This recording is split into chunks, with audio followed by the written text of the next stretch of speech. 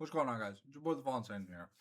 I feel like a lot of sports that I cast or watch, or especially in the amateur scene, they don't really know like the varied usefulness of a lot of things. So here in this video, I'm gonna do my best to cut down and explain exactly what I'm looking to talk about.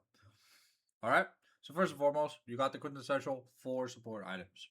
Um, Now these support items can vary based on what you do, but for the most of it, Lucky to the Iron Solar, great item, but I don't know if it's a good first rush because look, Knight's Vow for like if you're looking to primarily like if you're looking to AOE shield multiple targets like a lot of people, lock it better than Knight's Vow. But if you're looking at protecting one specific person or you're a roaming support, and also keep in mind, um, there's a it's what like a 60-second cooldown on the pledge. So while you are near your worthy ally, you take 14% of the damage they would receive, and you heal for 12% of the damage they do. So, 290 HP is like great, but that's like that's maybe like 15 or 20% of someone's HP for 2.5 seconds. That decays over 2.5 seconds. So if you need to protect your AD carry or you're like a roaming support and you're looking to make plays, Knight's Vow going to give you a shit ton more value than the Locket the Iron Solari earlier. Locket's still a great item, fantastic, but only good if you need to care about multiple people at the same time, so you get more value than the Knight's Vow. Other than that, Knight's Vow, just a better item. It even has better stats. Sure, it doesn't have any magic resist, but it has health regen, which as supports we know sometimes you got to base because you keep getting chunked, but supports tend to have decent health regen, so if you double that health regen, it gets even better. Now, Zeke's Convergence. Are you a champion who relies on your ultimate? And keep in mind, can't really build Experimental Hexblade, Malignance, or like Fiend Hunter bolts, right? So this gives you extra ult ability haste, and it's just god tier. It creates a slow around you. Are you someone who has a impactful low CDR? Uh, is your champion's kit basically revolved around your ultimate? If the answer is yes, this as a first buy into either a Knight's Vow or Locket, depending on which of the two do you need to protect. Multiple, are you protecting a hyper carry? Definitely needed. Bandle Pipes, really big item here. Now this gives movement speed when you proc Fanfare. So slowing or immobilizing. So any engaged support can proc this with ease. Gives ability haste, HP, armor, and MR.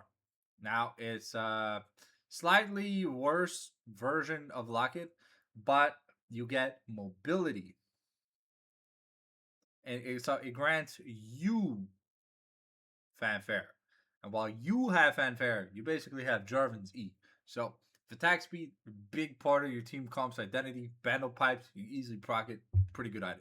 Now, I see a lot of people on the boards like, why would I build a Mikhail's Blessing when I'm not an enchanter? First of all, Mikhail's Blessing is not for enchanters. It is used often by enchanters because it gives heal and shield power. But two, the big thing you need to understand is that this is a super cleanse. Regular cleanse can't stop Malzahar ult, can't stop Warwick ultimate. This stops those ultimates, right?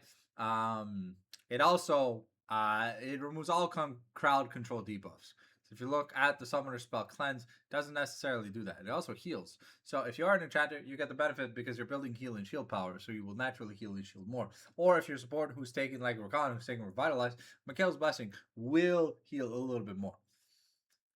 So naturally, fantastic item. If your AD carry has to take cleanse and there's still a shit ton of CC, we're not talking about knockups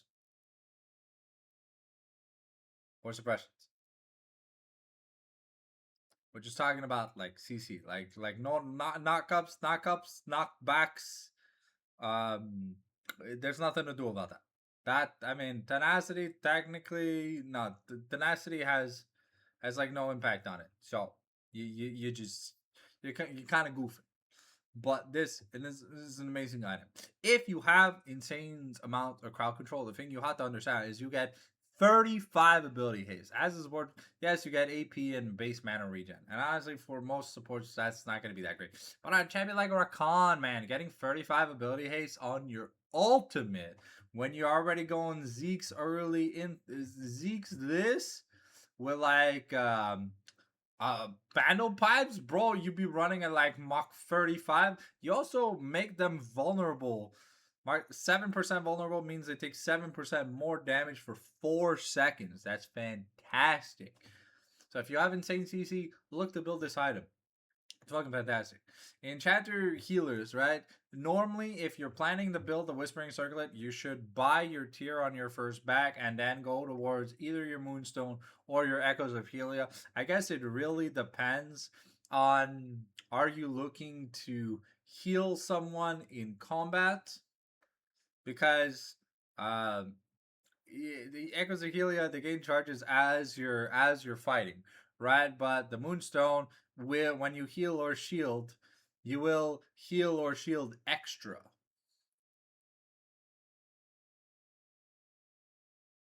So if you need bigger shields or bigger heals, it's this. If you're constantly trading, it'd be Echoes of Helia. I think though personally, the 400 HP from the Moonstone just makes your support more likely to live. So I like this a little bit more. You chain this into something like the Redemption, and by the time your circlet, if your circlet is fully stacked before your second item's completed, and you finish that. If not, you go straight Redemption, or if versus Insane CC, you go Mikhails. If you have Insane CC as a support, like you're playing an Enchanter like Seraphine or something, that kind of depends, then Imperial Mandate definitely a really, really good item. It gives you your beat drop a lot more often, which honestly is the most useful ability Seraphine has, and gives you great CDR on the Encore, which sometimes can catch some people off guard. Keep in mind, you can also use Redemption while you are dead. It's got great range, so if you die early in a team fight, you technically still get your Redemption active. Downcore, just fantastic item to pad the heal and power stats, but I would not get it early. I think it's more like along the lines of something like this, where you interconnect this, the redemption and the circlet, depending on what you have, or you place it with a Mikhails if you absolutely need it. And this only works on shielding and healing supports. Um, so most of the time, it's just going to be replaced by Mikhails. But other than that, hopefully this helped you make a bit better decision making. And keep in mind, when you're in engaged support, the biggest item you can always buy early is a Kindle Gem. Do you want to know why? Because Kindle Gem is the recipe for almost half the items you're ever going to build. So if you have a Kindle Gem, it's goaded. Thank you for watching. Catch y'all on the flip side. Ciao, bye for now.